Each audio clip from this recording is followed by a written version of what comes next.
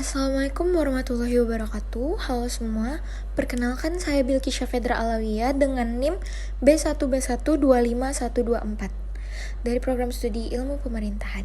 Dan di sini saya akan mengerjakan tugas mata kuliah pengantar ilmu politik dengan topik pembahasan mengenai politik.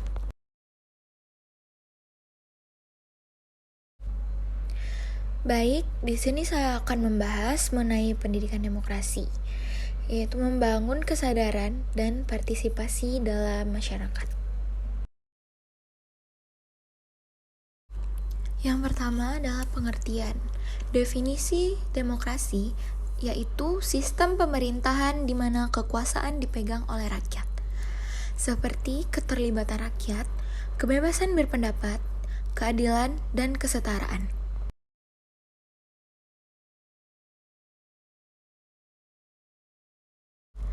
Sejarah demokrasi, asal-usul, perkembangan demokrasi dari zaman Yunani kuno hingga saat ini. Dan perkembangan di Indonesia, yaitu proses transisi dari otoritarianisme ke demokrasi.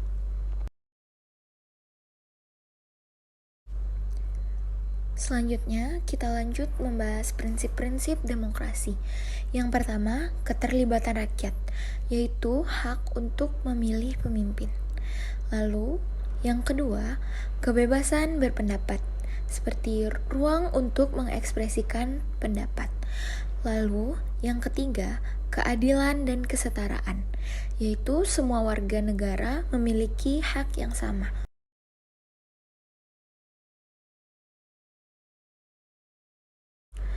Lalu hak dan kewajiban berdemokrasi, yaitu hak suara dalam pemilihan umum dan hak atas kebebasan berbicara.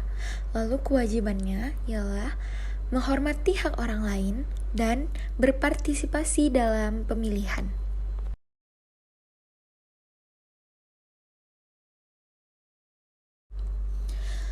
Lalu pendidikan demokrasi itu penting. Pentingnya pendidikan demokrasi itu untuk membekali mahasiswa dengan pemahaman tentang hak dan kewajiban mereka.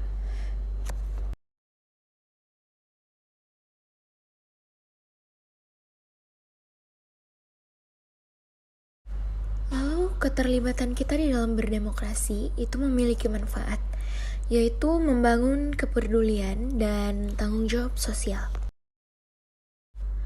Lalu contoh keterlibatan dalam berdemokrasi yaitu bergabung dalam organisasi pemuda atau mengikuti kegiatan sosial dan politik di lingkungan sekitar.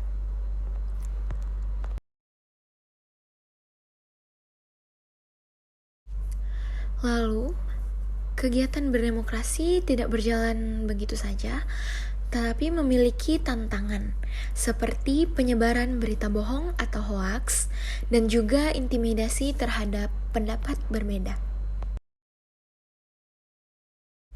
Maka dari itu dibutuhkan peran pemuda sebagai agen perubahan untuk mengatasi tantangan ini.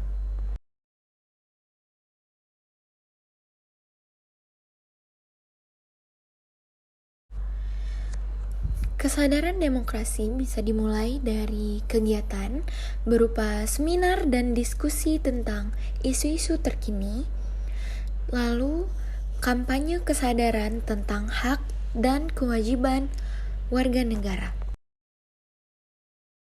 Dan di era digital ini bisa juga melalui media sosial, yaitu menggunakan platform untuk menyebarluaskan informasi dan berdiskusi.